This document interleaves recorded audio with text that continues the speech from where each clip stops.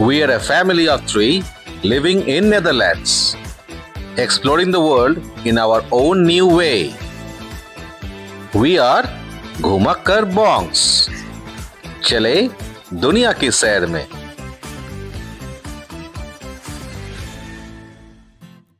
Hey friends, hope you all are doing well. Welcome back to our channel as we continue to our journey in Belgium.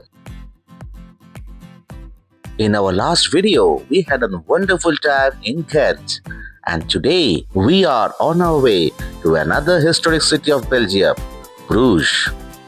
So let's start the journey along with us as we drove from Ghent to Bruges, a 45-kilometer beautiful drive through the Flanders. So here we are, entering the cobbled streets of Bruges.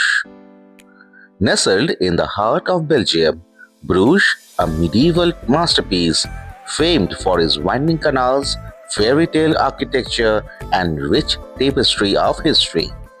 Once a thriving center of European trade, this UNESCO World Heritage City now invites travelers to slow down, soak in its beauty, and wander through the centuries of art, romance, and legend. We had our hotel booked in the heart and the center of Bruges. We were in the attic, and what a lovely view it was.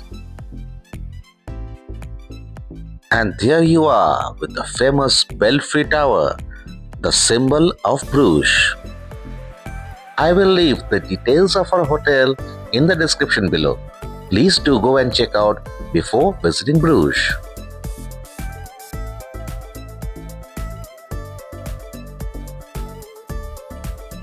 So we started our journey and exploration of Bruges from the Markt Square, or the center of the Bruges.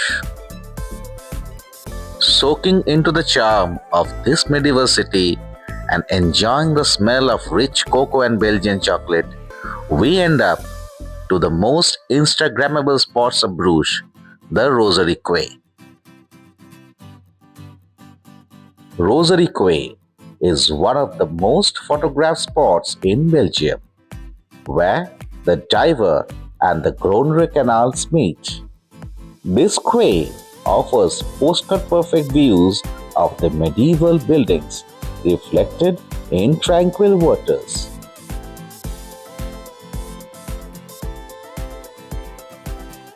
There are a number of boat cruise companies in and around Rosary Quay.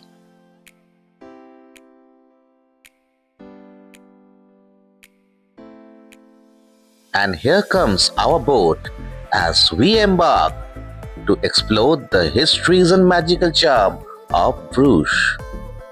Bell tower right in front of us, 83 meters high, and is located on the main square. 366 steps to the top of the tower and a carillon with 47 bells with a total weight of 27 tons.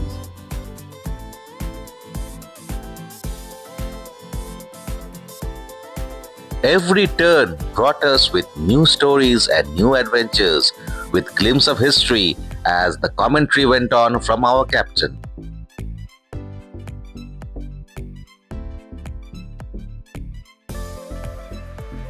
This bridge here that we were approaching was so old that we were informed that it may collapse at any moment.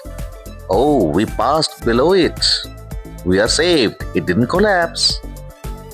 On our left, fluttering in the air, was the flag of Bruges.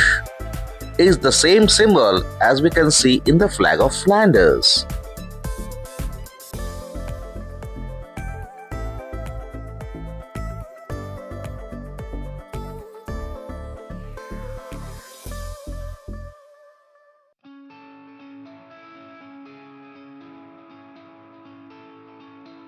The canal coming onto our right was the connection to the city of Ghent. Bruges earned its nickname Venice of the North not just for its waterways but for its golden age in the 13th century when it was one of the Europe's richest cities. Around 700 years ago, Bruges was the site of a bustling docks where Italian and Hanseatic traders exchanged silk, spices, and wool. Still today, the traditional form of bobbin lace that has been a part of the city's history since 16th century is a symbol of Bruges. Whenever you are in Bruges, you can check those shops selling a beautiful artifacts of lace. This city was once occupied by Napoleon Bonaparte. During that time, the suppression of Dutch language was a prominent thing in Bruges, with French becoming the sole official language and the Dutch newspapers closed, which was a significant change for the region. While specific stories of events in Bruges during this period of scares, the city, like all of Flanders, came under the French administration. During the Napoleon reign or the French reign of Bruges, a new type of tax was introduced. It was called a window tax. Under this tax system, the residents were charged for the amount of sunlight coming into their rooms. So in Bruges, we could see many homes where the windows were bricked and closed so as to evade those taxes. As we went on floating on the cruise, we reached to the Church of Our Lady. Its spire dominates the Bruges skyline. Inside this church lies the Michelangelo's famous Madonna and the Child, one of his few works outside Italy. The scene and the tapestry changed dramatically as we approached to one of the most romantic spots of Bruges, the Boniface Bridge.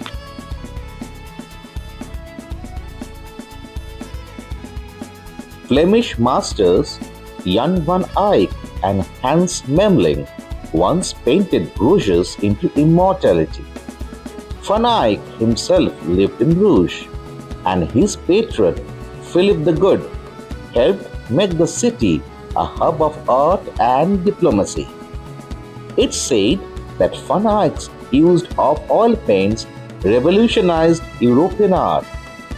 As we passed down below the bridge, on our right was the St. John's Hospital, a living monument to medieval care. Dating back to the 12th century, this is one of Europe's oldest preserved hospital complexes. Today, this hospital houses a museum showcasing medieval medical instruments. As we took the next turn, we were warned by our captain that we were approaching the lowest bridge on this cruise tour. Friends, hold your breath as we pass below this low bridge. Oh, it nearly brushed our head, but we escaped as we continued on. As we continued on our journey, we reached the Beguinage, a peaceful cluster of homes founded in 1245 for the religious women who lived in semi-monastic communities. This was the last point where the boat cruise goes, and from there we took a U-turn on a return way back. As the boat loops back towards the Rosary Quay, the canal settles into a quiet rhythm, like a memory unfolding in real time. Bruges isn't just beautiful, it's storied. Every bridge, every brick, every bend in the water carries centuries-old stories of triumph and transformation.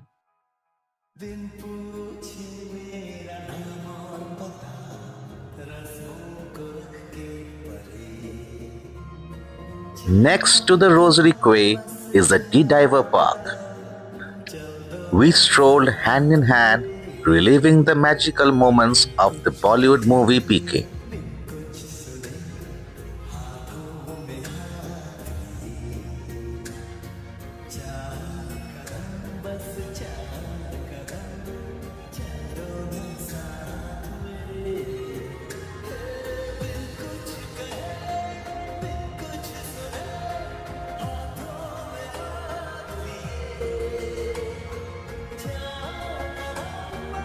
every afternoon you can find a flea market in this Diver Park, where if you are really lucky, can find a hidden treasure that you can't find in any curio shop.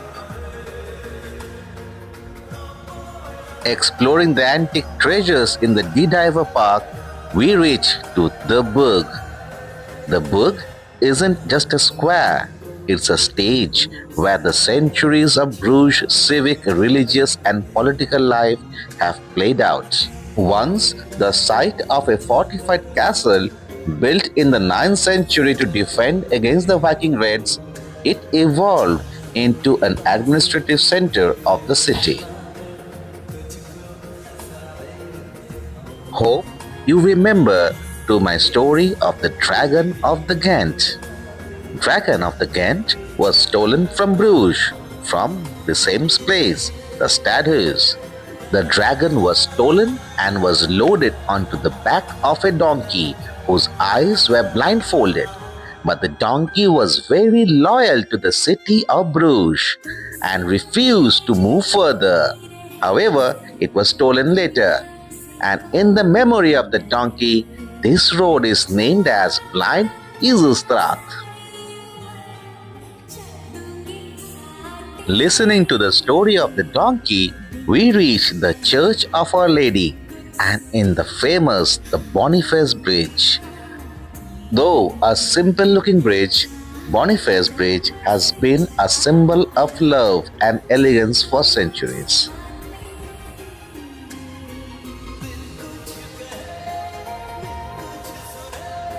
By the mid-17th century, Bruges had begun to lose its prominence as a major trading hub, with European powers expanding their reach to India and the East Indies. Regions rich in high-quality cotton, exotic spices, and immense wealth. The global trade routes have shifted, leaving Bruges behind. This shift triggered a gradual economic decline in the city. Fast forward to the Industrial Revolution. While much of Europe embraced rapid modernization, Bruges struggled to keep pace due to its weakened economy. As a result, new construction and urban development came to a standstill.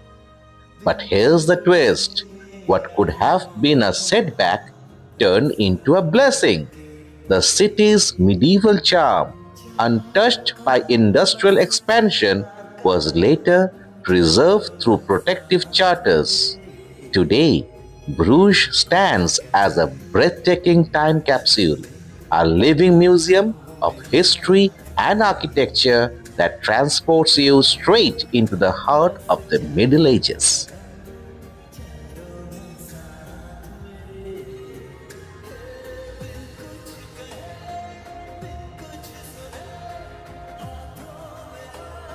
Reliving centuries of history, we have arrived at the Belfry, a towering symbol of the city's medieval legacy.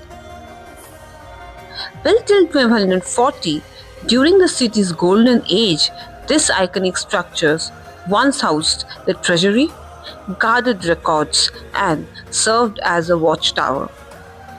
Despite being ravaged by fire 3 times, the belfry was rebuilt each time, standing today at 83 meters tall.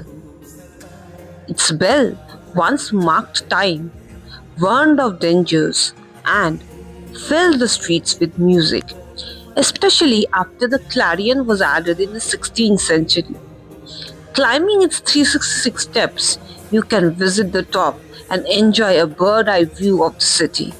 Now a UNESCO World Heritage Site, Belfry remains a proud guardian of Bruges. Next up, we were stepping into the elegant world of the Grotius Museum. Once the lavish city palace of Louis van Grotius. This museum is a treasure trove of Bruges' rich past, showcasing everything from the magic stick tapestries and Gothic stained glass windows to the historic lace, Chinese porcelain, and rare manuscripts.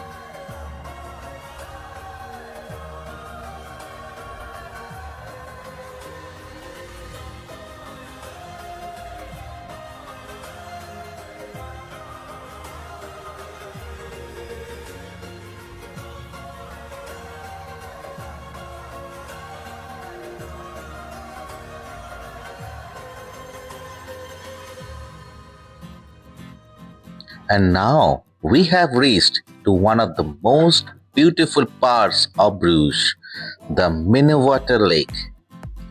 The legend says that there was a young woman called Minna who died of heartbreak after being forbidden to marry her true love. Her name lives on in the Lake of Love, where couples now stroll hand in hand, hoping to rewrite her story with happier endings. As we stroll into the serene embrace of Minnewater Lake, the pace slows down and the magic deepens. Surrounded by weeping willows and graceful swans, this tranquil spot feels like a fairy tale whispered into reality. Just ahead stands the Minnewater Castle, its romantic silhouette reflected in the still waters. Nearby, the tower and the arch bridge, adorned with flower baskets, invited us with pause and take into the timeless beauty. A tale of love and devotion that still lingered in the air. So when you are in Bruges, as you will not miss the Belgian chocolate, you should also not miss the Minnewater Lake. Its beauty will truly captivate your mind and souls and will be a treasure to cherish lifelong.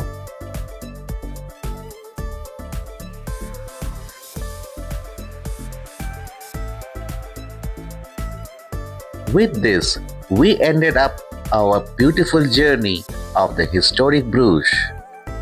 If you have liked our videos, please do like, share and subscribe. Keep watching our videos as we will meet you once again in another part of Europe. Till then, take care and goodbye from Gumakarbongs.